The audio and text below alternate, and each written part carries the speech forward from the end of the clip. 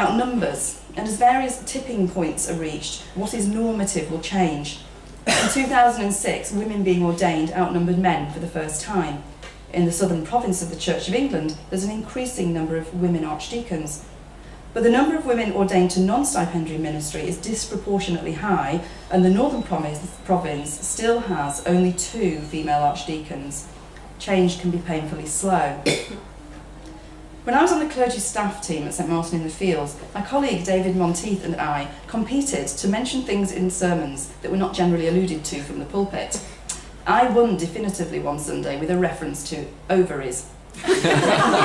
Susan Derber, in her book Preaching Like a Woman, argues less flippantly that culturally, socially and biologically, women experience life differently from men. She says, "To be embodied as a woman makes a difference to how you know and how you are known and how you talk about faith." She suggests that the presence of women in the pulpit indicates that preaching can no longer focus on one kind of human experience as though it were normative. This is not to suggest that men consciously preach from a male perspective or deliberately exclude others, just that we all preach from our own perspective, and for a long, long time most sermons have been by men. Neither does it mean that women must always preach consciously as women and always about women's things. But for all of us to discover new holy ground, we need to listen more to the experiences of women, clergy and lay, to create opportunities for women to describe those experiences, to explore them theologically, whether through preaching, leading discussion groups, or contributing to liturgy. We need to encourage women to explore the question, what does it mean to bring our whole selves before God? Our gifts, weaknesses, gender-related experiences, hinterland, strengths and hormones. As men do too. Over many, many years, I do think that the Church has encouraged us all to leave a lot of what we are outside of the door as we enter. Some of our uncertainties, our physicality, our sexuality, the stuff of our life that we somehow consider to be less than holy because it jars with the sometimes sanitised atmosphere of church. If women are to feel fully included, we need to know that we can risk bringing all of that with us. Doing so can be a gift to the whole church because it frees other people to do the same, and there's the potential for greater honesty with ourselves and with God. So what other ways might the church find to embrace the experience of women? Well, we could take seriously the witness of the women of the Bible. That might require a degree of imagination because some of the scriptural references to the lives of women are pretty cryptic, but not all of them. Those who preach, women and men, would do well to talk about Sarah or Hagar as well as Abraham, Ruth and Naomi, Esther and Susanna as well as Moses, Gideon and Paul. It's all there to be explored. The ground might be less familiar, but it's just as holy.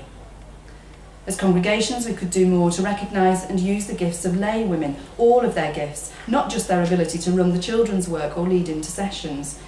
Someone suggested to me recently, of course, those are very important things to do before somebody picks me up on that, but someone suggested to me recently that women, dangerous gender generalisation coming up, often have what in management speak are known as soft skills rather than hard skills, so emotional intelligence or pastoral sensitivity rather than business acumen or leadership potential, and that those soft skills are harder to identify and may therefore remain unused. Well, we have to be very careful, first of all, that we don't undermine the importance of those. But I would put a different slant on this. I wonder whether it's more of an issue that we fail to notice when women do have the so-called hard skills, and therefore we don't draw them into the relevant leadership positions in the church, in the parish, or at a diocesan or national level. Some of you may have seen the report in the Church Times last week about the parish of Cottingley in the Bradford Diocese, where under the leadership of Canon Sue Pinnington, the church has initiated an amazing community project which has won national acclaim. Sue has no shortage of hard skills, and that's true of many ordained and lay women. A friend comments that the church seems to have problems with embracing diversity, partly because it's so fond of categorising people into narrow bands. She isn't part of a couple and she isn't part of a family, and it feels to her as though congregations desperately try to put people in boxes and offer them a particular package or experience of church.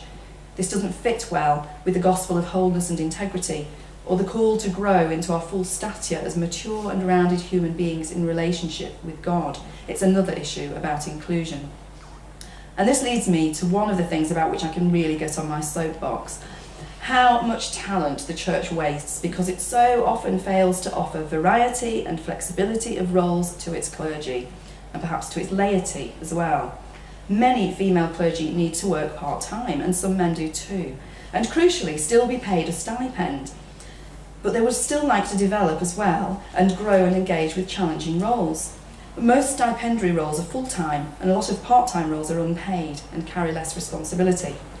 The church needs to find ways of enabling women to explore their gifts in the service of the institution, even if their lives do not fit easily into the shape of the roles currently available. Otherwise, it wastes a lot of wisdom, gifts, talent and experience, a sort of ecclesiastical brain drain. So inclusion is not just about how we embrace different sorts of people, it's about how we embrace the whole of each person.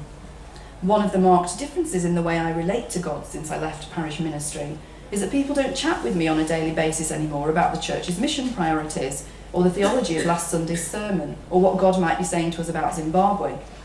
No longer can I walk into a meeting and expect to see on the agenda what someone thinks God is concerned with today. I have to work that out for myself, making my holy ground pretty much like most lay people in the grit and the glory of everyday life outside of the structures of the church. But lo and behold, most people do not lead lives that are primarily shaped by the institutional church. No, really. For clergy, this forces us up against questions such as, what does it mean to equip people to serve God in the world, not just to service the church? For laity, it means asking, how might I find holy ground in business, education, retail or volunteering, in playing with my children, and in being at home? These questions aren't just about women, but because in some ways women occupy the edges of the institution, we have a greater tendency to ask them.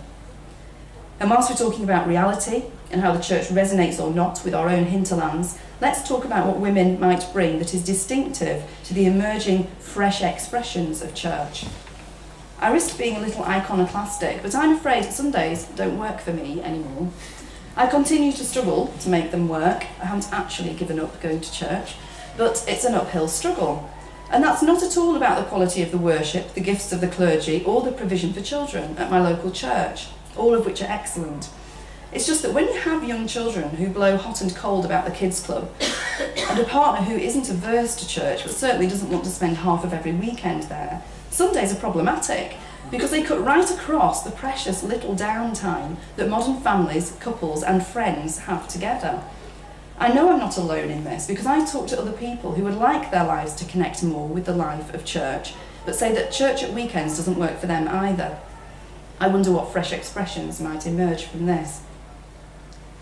So to be more inclusive of women, we need to recognise that they have a different hinterland and that that's a good thing, because we learn about God by being invited onto other people's holy ground.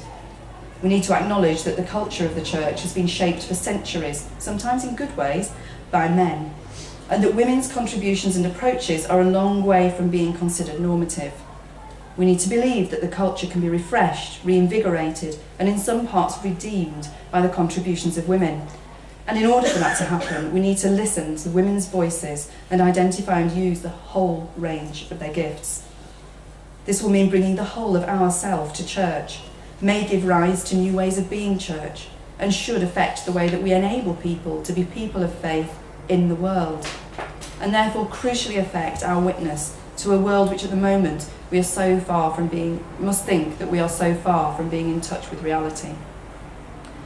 In all of this, what we're seeking to do is to enter more fully a relationship with the God in whose image we are made, female and male, to discover what we've missed about God, because the experience of women has not been fully explored and women themselves are not yet fully included. Our calling then, as we seek to be an inclusive church, is by our prayers and our attention to each other's lives, to honour one another's hinterland, and to discover what is sacred in other people's experience, as together we make all the ground holy. Thank you.